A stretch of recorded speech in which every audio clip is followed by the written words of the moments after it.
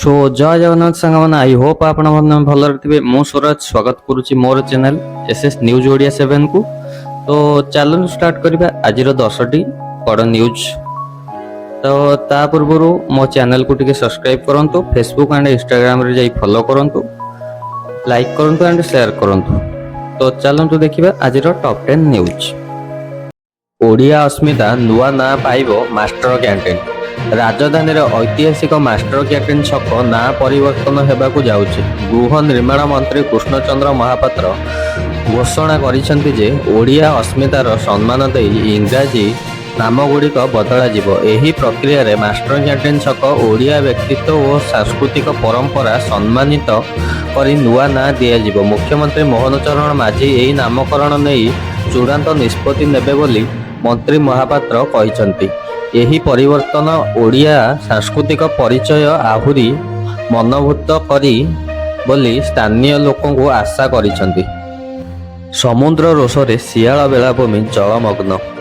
Erasama block ଅନ୍ତର୍ଗତ ଶିଆଳ ବେଳାଭୂମିରେ ସମୁଦ୍ରରେ ଉଚ୍ଚ ଜୁଆର କୂଳ ଲାଗି 200 ମିଟର ଅଞ୍ଚଳକୁ ବୁଡ଼ାଇ ଦେଇଛି।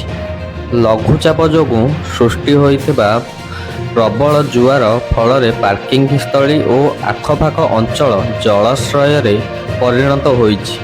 ଏହି ଜନପ୍ରିୟ ପର୍ଯ୍ୟଟନସ୍ଥଳୀ ପର୍ଯ୍ୟଟକ ଓ ସ୍ଥାନୀୟ ଲୋକଙ୍କ ମଧ୍ୟରେ ଆତଙ୍କ ଦେଖାଦେଇଛି। ପାଣିପାଗ ବିଭାଗ ପୂର୍ବରୁ ଉଚ୍ଚ ଜୁଆର ସତର୍କତା ଜାରି କରିଥିବା ସତ୍ତ୍ୱେ ସମୁଦ୍ର ଅପରିଚିତ ରୂପେ ଯୋଗୁଁ କ୍ଷୟକ୍ଷତି ଘଟିଛି। ଜିଲ୍ଲା ପ୍ରଶାସନ ଲୋକଙ୍କୁ ସୁରକ୍ଷା ସ୍ଥାନକୁ ସ୍ଥାନାନ୍ତରିତ କରିବା ସହ ପାର୍କିଂ ସ୍ଥଳୀ ଯାନବାହନ ନିଷ୍କ୍ରିୟ କରିବା ପ୍ରକ୍ରିୟା ଚାଲିଛି। ଭବିଷ୍ୟତରେ ଯୁଦ୍ଧ ପାଇଁ ଭାରତୀୟ ସେନା ପ୍ରସ୍ତୁତି। ଅତ୍ୟାଧୁନିକ ପ୍ରଯୁକ୍ତିକର ପରୀକ୍ଷଣ। ଭାରତରେ ସେନା ଦେଶର ପୋଖରାନ, ବାବିନା ଓ ଜେସିମଠ ଭଳି ପ୍ରମୁଖ ସ୍ଥାନରେ ଅତ୍ୟାଧୁନିକ ପରୀକ୍ଷଣ ପ୍ରଯୁକ୍ତିକର ପରୀକ୍ଷଣ କରିଛି।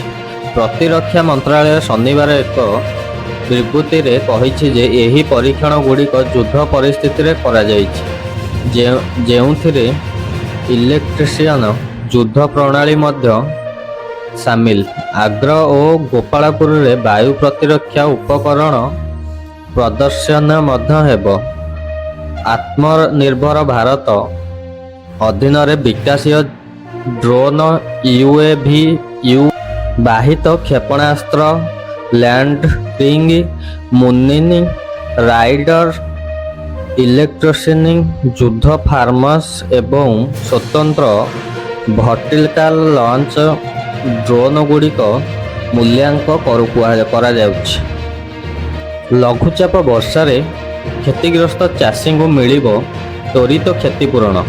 ରାଜ୍ୟରେ 27ରୁ 30 ମେ ମଧ୍ୟରେ ହୋଇଥିବା ଲଘୁଚାପ ବର୍ଷାରେ କ୍ଷତିଗ୍ରସ୍ତ ଚାଷୀଙ୍କୁ ତ୍ୱରିତ କ୍ଷତିପୂରଣ ଦିଆଯିବ ବୋଲି ରାଜସ୍ୱ ମନ୍ତ୍ରୀ ସୁରେଶ ପୂଜାରୀ ଜଣାଇଛନ୍ତି। ଏହି ଭିଡ଼ିଓ କର୍ପୋରେସନରେ ସମୀକ୍ଷା କରି ମନ୍ତ୍ରୀ କହିଛନ୍ତି ଯେ ଜିଲ୍ଲାପାଳଙ୍କ ରିପୋର୍ଟ ପାଇବା ପରେ କ୍ଷତିଗ୍ରସ୍ତର ଆର୍ଥିକ ସହାୟତା ଦିଆଯିବ। ରାଜ୍ୟରେ ଏହି ସମୟରେ ହାରାହାରି 41.9 ମିମି ବର୍ଷା ହୋଇଥିବା ବେଳେ କେନ୍ଦ୍ରାପଡ଼ା, କଳାହାଣ୍ଡି, ଜଗତସିଂହପୁର ସମେତ 8ଟି ଜିଲ୍ଲାରେ 50 ମିମିରୁ ଅଧିକ ବର୍ଷା ରେକର୍ଡ ହୋଇଛି। ଅନ୍ୟ 22ଟି ଜିଲ୍ଲାରେ 10ରୁ 50 ମିମି ବର୍ଷା ହୋଇଛି। ମନ୍ତ୍ରୀ ପୂଜାରୀ କହିଛନ୍ତି ଯେ ଚାଷୀ କ୍ଷେତ୍ରରେ ଓ ଘରଦ୍ୱାର କ୍ଷତିଗ୍ରସ୍ତ ହୋଇଥିବା ସମସ୍ତ ସରକାର ସହାୟତା ଦେବେ। ଜିଲ୍ଲା ପ୍ରଶାସନ ଶୀଘ୍ର କ୍ଷତିଗ୍ରସ୍ତ ମୂଲ୍ୟାଙ୍କନ କରି ରିପୋର୍ଟ ଦେବେ। ଓଡ଼ିଶାରେ କୋଭିଡ୍ ଆକ୍ରାନ୍ତଙ୍କ ସଂଖ୍ୟା 7କୁ ପହଞ୍ଚିଲା। ଓଡ଼ିଶାରେ କୋଭିଡ୍-19 ଆକ୍ରାନ୍ତଙ୍କ ସଂଖ୍ୟା ବୃଦ୍ଧି ପାଇଛି। ଗତ 24 ଘଣ୍ଟାରେ ଆଉ 2 ଜଣ ରୋଗୀ ଚିହ୍ନଟ ହୋଇଛନ୍ତି, ଯାହାଦ୍ୱାରା ରାଜ୍ୟର ସକ୍ରିୟ କେସ୍ ସଂଖ୍ୟା 7କୁ ପହଞ୍ଚିଛି। ସ୍ୱାସ୍ଥ୍ୟ ସଚିବ ଏସ୍ ଅଶ୍ୱନୀ ନାୟକଙ୍କ ମତରେ ଏହି ସଂକ୍ରମଣଗୁଡ଼ିକ ମାଇଲ୍ଡ ଭାଇରସ ସହିତ ଜଡ଼ିତ ଏବଂ ଚିନ୍ତାର କାରଣ ନାହିଁ। ସ୍ୱାସ୍ଥ୍ୟ ବିଭାଗ ଜଣାଇଛି ଯେ ଏକ ନୂତନ ଆକ୍ରାନ୍ତଙ୍କ ଅଚରି PCR ଟେଷ୍ଟ ରିପୋର୍ଟ ଅପେକ୍ଷା ରହିଛି। ପୂର୍ବରୁ ଚିହ୍ନିତ ହୋଇଥିବା ରୋଗୀମାନେ ସୁସ୍ଥ ଅଛନ୍ତି। କେନ୍ଦ୍ର ସରକାର ନିର୍ଦ୍ଦେଶ ଅନୁଯାୟୀ ରାଜ୍ୟ ସରକାର କୋଭିଡ୍ ପରିଚାଳନା କରୁଛନ୍ତି। ସମସ୍ତ ଲୋକଙ୍କୁ ସତର୍କତା କରାଯାଇଛି ଯେ ମାସ୍କ ପିନ୍ଧି ବାହାରକୁ ବୁଲନ୍ତୁ। ଦେଶରେ କୋରୋନା ସକ୍ରିୟ ମାମଲା 3000 ପାର, 4 ମୃତ। ଦେଶରେ ପୁଣି ଥରେ कोरोना संक्रमित वृद्धि पाइबारे आरंभ करिछि, जहाँ चिंतार कारण पालटिछि। केंद्रीय स्वास्थ्य मंत्रालय तथा अनुଯାयी शनिवार सुधा भारत में कोविड-19 मोट सक्रिय मामला 3395 पहुंचते। गत 24 घंटा मध्य देश में 685 नूतन संक्रमण मामला चिन्हट होइछि।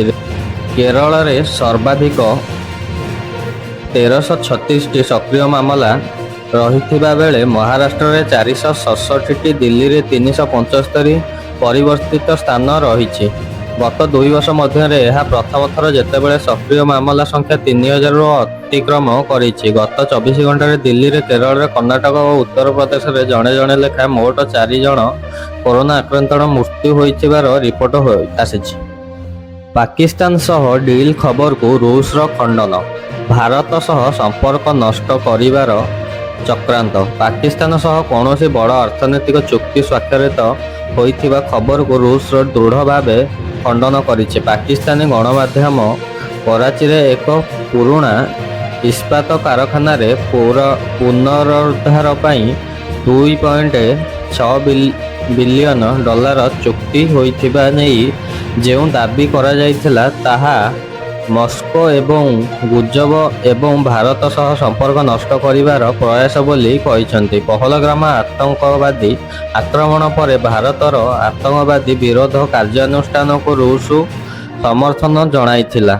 रूसीय गणमाध्यम संस्था स्पुटनिक मध्य एही चुक्ति खबर को अति रंजित और भित्तिहीन बोली स्पष्ट करिछि। रूस अनुଯାयी एपरी खबर दुई देश मध्य थिबा बंधुतापूर्ण संपर्क को तिक्तक आनिबा पई उद्दिष्ट। तुर्की एयरलाइन सह चुक्ति बातिल करने को इंडिगो को निर्देश। पाकिस्तान रु सामरिक सहायता देबा नहीं तुर्की एयरलाइन सह समस्त चुक्ति बातिल करने को केंद्र सरकार इंडिगो को निर्देश देइछन्ति। इंडिगो तुर्की एयरलाइन्स ठारू भड़ारे नेउथिबा 2 ब्रोंज 777 विमान परिचालना पई 31 अगस्त पर्यंत 3 मास अतिरिक्त समय दिया जायछि, जहा पर यही चुक्ति समाप्त हेबो।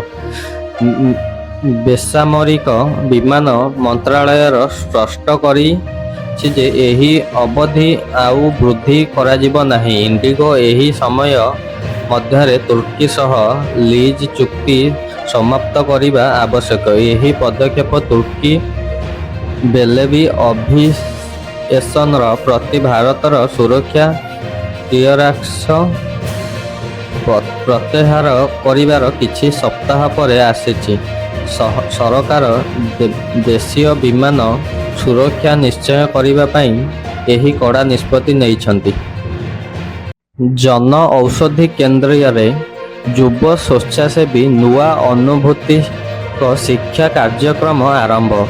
युव व्यापार और क्रीड़ा मंत्रालय एवं औषधि विभाग रे मिलित सहयोग रे रविवार दिन जन औषधि केन्द्र अनुभूति रे शिक्षा कार्यक्रम और शुभारंभ हेबो। एही 15 दिनिया कार्यक्रम रे अधीन रे देशर प्रति जिले में 5टी जन औषधि केन्द्र 5 जन लेखाएं युव स्वेच्छासेवी को नियोजित करा जिवो।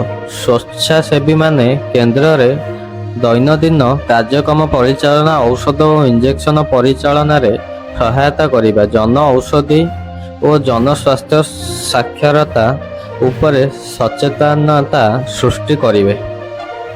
आर्थिक वर्ष 2026 रे भारतर बृहत्तम बहुत अर्थनैतिक होई रहिबो एसबीआई रिपोर्ट। भारतीय स्टेट बैंक एसबीआई एक रिपोर्ट अनुଯାयी दृढ़ सामग्री अर्थनैतिक मूलदुआ स्थिति, आर्थिक क्षेत्र एवं निरंतर अभिवृद्धि उपरे ध्यान केंद्रीय करी भारत अर्थनैतिक वर्ष 2026 रे विश्वर द्रुततम अभिवृद्धिशील प्रमुख अर्थनैतिक भाव निजर स्थिति बजाय रखिबो। एसबीआई आकलन अनुଯାयी आर्थिक वर्ष 25 रे भारतर जीडीपी अभिवृद्धि 6.5% रहिबा संभावना, जहाँ चतुर्थ त्रैमासिक 7.4% वृद्धि द्वारा समर्थित। एही त्रैमासिक पुंजी बीमा जोग 9.4% वृद्धि पाइथिला।